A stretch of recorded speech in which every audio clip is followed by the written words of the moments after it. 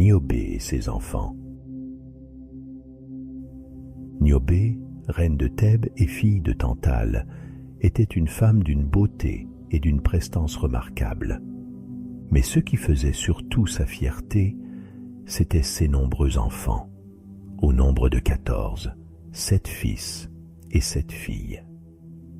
Mariée au roi Amphion, Niobé vivait entourée de luxe, de richesse et de l'amour de sa grande famille.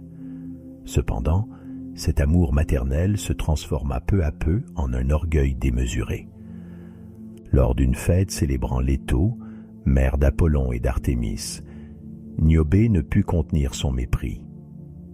Comment pouvait-on rendre autant d'honneur à une déesse qui n'avait donné naissance qu'à 2 enfants?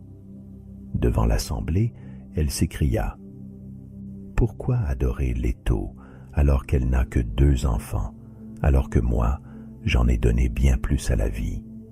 Ne suis-je pas plus digne d'être honoré qu'elle ?» Ces paroles d'arrogance ne tardèrent pas à atteindre Léto. Furieuse d'un tel affront, Léto confia sa vengeance à ses propres enfants, Apollon et Artémis. Les dieux jumeaux descendirent sur terre et se dirigèrent vers le mont Sipyle, en Phrygie, où se trouvaient Niobé et ses enfants. Ils frappèrent avec une précision divine et sans la moindre pitié. Apollon tua tous les fils de Niobé, abattant chacun d'une flèche mortelle. Artémis, de son côté, fit de même avec les filles, ne laissant aucune chance à la famille royale. Amphion, le roi de Thèbes, ne put supporter la vision de ses enfants massacrés. Fou de douleur, il se suicida. Niobé, désormais seule, fut submergée par une douleur insoutenable. Elle quitta le lieu du massacre et erra à travers les montagnes, en proie à un chagrin que rien ne pouvait apaiser.